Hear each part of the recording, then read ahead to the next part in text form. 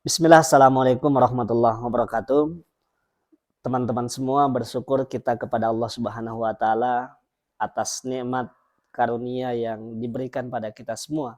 Teristimewa pada saat ini Allah memberikan kenikmatan yang luar biasa ketika kita dipertemukan, diperjumpakan kembali dengan bulan suci Ramadan ini.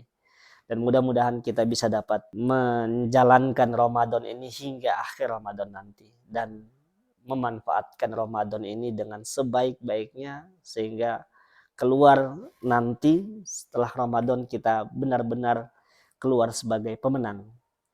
Teman-teman semua, sebagaimana yang saya janjikan di postingan saya sebelumnya bahwa di Ramadan kali ini saya akan coba berusaha mengulas beberapa tema-tema menarik dari buku yang ditulis oleh Dr. Aid Al-Qarni ini.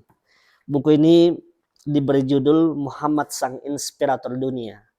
Ditulis oleh Dr. Aid Al-Qarni, penulis buku Latahzan yang dulu di era 90-an, 2000-an juga menjadi buku yang bestseller. Dimiliki atau dibaca oleh banyak orang. Buku Jangan Bersedih judulnya yang juga fenomenal di masanya. Saya masih punya buku beliau itu dan luar biasa motivasi-motivasi yang disampaikan oleh Dr. Aid Al-Qarni dalam buku-bukunya. Dan sebagaimana tipikal atau model tulisan-tulisan Dr. Aid Al-Qarni ini yang banyak menggerakkan, menginspirasi, memotivasi kita semua. Buku ini motivasi, juga buku motivasi yang bersumber dari Rasulullah. Nah, ini tentu menarik sekali.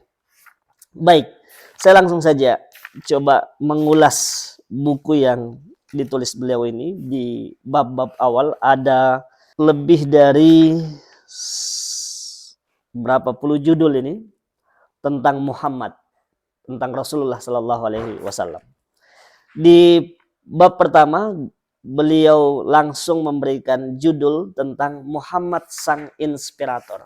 Rasulullah sebagai seorang inspirator pada sahabat-sahabatnya, pada orang-orang di sekitarnya pada masa beliau. Jadi Rasulullah itu adalah tipikal pemimpin yang senang memberikan kabar gembira bagi sahabat-sahabatnya, dan sahabat-sahabatnya itu menjadi tergerak, termotivasi, bersemangat dari apa yang disampaikan oleh Rasulullah. Misalnya di buku ini dijelaskan bagaimana seorang Abu Bakar As-Siddiq itu bersemangat ketika mendapati atau mendengar langsung kalimat yang disampaikan oleh Rasulullah tentang beliau. Ditulis oleh Syekh Aid Al-Qarni ini, apabila Anda ingin meringkas hayat Abu Bakar As-Siddiq dalam kalimat berilham, berwahyu, dan berpengaruh dari sang pengajar kebaikan Rasulullah, maka Anda akan memilih sabda beliau. Ada sabda Rasulullah yang berbunyi, seandainya aku ingin menjadikan seorang sebagai kekasih, niscaya aku akan memilih Abu Bakar. Ini mendengar, ini yang menyampaikan ini Rasulullah langsung, Muhammad yang menyampaikan langsung, jika aku akan memilih seorang atau menjadikan seorang sebagai kekasih, maka aku akan memilih Abu Bakar. Bayangkan luar biasanya kekuatan kalimat yang disampaikan oleh Rasulullah ini, yang kemudian menyemangati Abu Bakar. Begitu pula kepada Umar bin Khattab. Rasulullah memberikan semangat, kalimat-kalimat yang memotivasi langsung kepada beliau. Beliau kemudian mengucapkan kalimat yang diriwayatkan oleh Abu Daud dan At-Tirmizi, bahwa tatkala Umar meminta izin kepada Rasulullah untuk berangkat umrah, beliau bersabda, jangan lupa untuk mendoakan kami wahai saudaraku. Bayangkan, ini Rasulullah meminta didoakan oleh Umar bin Khattab. Betapa bahagianya dan merasa bangganya Umar bin Khattab ketika Rasulullah menyampaikan kalimat itu, bahwa beliau minta izin akan melakukan umrah. Kemudian Umar bin Khattab Rasulullah kemudian berkata, jangan lupa doakan kami wahai saudaraku. Rasulullah meminta didoakan oleh Umar bin Khattab. Mendengarnya Umar pun merasa heran dan kagum. Dia kerap mengulang kalimat tersebut dengan penuh kenikmatan, kecintaan, dan antusiasme sembari berujar, kalimat yang seandainya diganti dengan dunia dan seisinya, maka tidaklah membuatku senang. Jadi kalimat Rasulullah kepada Umar bin Khattab yang minta didoakan itu sudah sangat membuat Umar bin Khattab bahagia, sebahagia-bahagianya. Begitu juga inspirasi misalnya yang disampaikan Rasulullah kepada Utsman bin Affan. Utsman bin Affan mengambil inspirasi berderma dan sedekah dari sang inspirator dunia ini, Rasulullah Sallallahu Alaihi Wasallam. Dia membekali seluruh pasukan ke Tabuk. Dia membeli sumur, rumah, dan mewakafkannya untuk maslahat umat muslim. Kemudian Rasulullah mengucapkan kalimat yang seandainya diibaratkan sebagai sebuah mahkota, maka tidak ada mahkota yang lebih mulia darinya. Apa itu? Sabda Rasulullah, tidak akan ada bahaya yang menimpa Utsman setelah apa yang ia lakukan hari ini. Nah, begitu juga kepada sahabat-sahabat Rasulullah yang lainnya. Kepada Ali bin Abi Thalib misalnya, Rasulullah berkata, tidaklah engkau senang bila posisimu di sisiku bagaikan posisi Harun di sisi Musa. Nah, ini yang disampaikan Rasulullah kepada Ali bin Abi Thalib. Apabila Anda membaca riwayat hidup Ali bin Abi Thalib dan ingin memberinya tanda jasa di dadanya, maka tidaklah ada tanda jasa yang lebih indah dari apa yang disabdakan Rasulullah tentang Ali bin Abi Thalib. Rasulullah Shallallahu Alaihi Wasallam memberikan atau menyampaikan sabdanya tentang Ali bin Abi Thalib. Beliau bersabda, seorang laki-laki yang mencintai Allah dan Rasulnya serta dicintai oleh Allah dan Rasulnya. Jadi Ali bin Abi Thalib dikomentari oleh Rasulullah sebagai seorang laki-laki yang mencintai Allah dan Rasulnya dan dicintai oleh Allah dan Rasulnya. Bila mendengar kalimat ini dari seseorang, apalagi itu seorang nabi, maka tentu kita akan terbang bersemangat sekali, bahagia sekali pasti mendengar kalimat pujian-pujian seperti ini. Itulah yang dilakukan Rasulullah kepada sahabat-sahabatnya. Tidak hanya kepada 4 sahabatnya tadi, kepada sahabat-sahabat yang lain pun Rasulullah senantiasa menyampaikan hal-hal tersebut. Sebagaimana Rasulullah SAW memberikan komentar tentang sifat amanah yang dimiliki oleh Abu Ubaidah bin Jarrah. Nabi bersabda, setiap umat memiliki orang yang amanah. Dan sosok amanah yang dimiliki oleh umat ini adalah Abu Ubaidah bin Al-Jarrah. Jadi Abu Ubaidah kemudian tentu pasti merasa bahagia, merasa bangga, merasa senang mendengarkan kalimat yang langsung disampaikan oleh Rasulullah ini tentang dirinya yang dinobatkan oleh Rasulullah sebagai orang yang amanah dalam umat ini. Rasulullah juga memberikan motivasi, inspirasi juga kepada Mu'adz bin Jabal misalnya. Rasulullah bersabda tentang Mu'adz bin Jabal, orang di kalangan umatku yang paling mengetahui halal dan haram adalah Mu'adz bin Jabal. Muttafaqun alaih.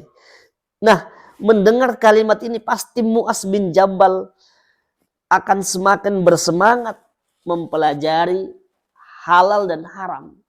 Jadi inilah tipikal model pemimpin Rasulullah SAW yang kemudian mengapa ia dicintai oleh sahabat-sahabatnya, oleh orang-orang terdekatnya, oleh masyarakatnya, karena beliau senang menyenangkan orang. Bilal bin Rabah misalnya, yang memiliki suara yang menyentuh hati ketika azan itu, diberikan kabar gembira oleh Rasulullah SAW. Rasulullah bersabda, aku mendengar suara kedua sandalmu di depan surga.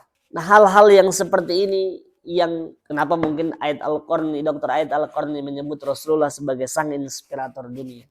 Karena beliau menginspirasi orang-orang, sahabat-sahabatnya untuk berbuat, beramal, beribadah, dan berburu surga. Dan tentu betapa bahagianya kita kalau kita itu biasa di-mention saja, di-like saja postingan kita sama idola kita, artis idola kita misalnya, atau ustadz idola kita saja, yang like postingan kita, pastilah kita akan sangat bahagia.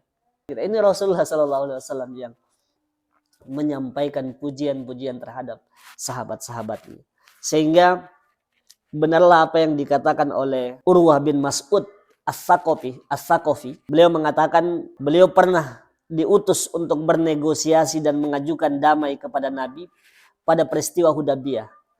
Sekembalinya dari sana, dia berkata kepada kaum Quraisy, Ubay bin Mas'ud ini berkata kepada kaum Quraisy, demi Allah, aku telah diutus kepada para raja, Kaisar, Kisra, dan Najasyi. Demi Allah, aku tidak pernah menemukan seorang raja pun yang diagungkan oleh para pengikutnya, seperti pengagungan para pengikut Muhammad terhadap dirinya.